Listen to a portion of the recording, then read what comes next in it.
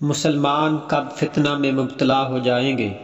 حضرت حذیفہ رضی اللہ عنہ فرماتے ہیں کہ میں نے نبی کریم صلی اللہ علیہ وآلہ وسلم کی خدمت میں عرض کیا، یا رسول اللہ صلی اللہ علیہ وآلہ وسلم، امر بالمعروف و نہی عن المنکر نیک لوگوں کے اعمال کے سردار ہیں، ان دونوں کو کب چھوڑ دیا جائے گا؟ آپ صلی اللہ علیہ وآلہ وسلم نے فرمایا، جب تم میں وہ خرابیاں پیدا ہو جائیں گی جو بنی اسرائیل میں پیدا ہوئی تھی۔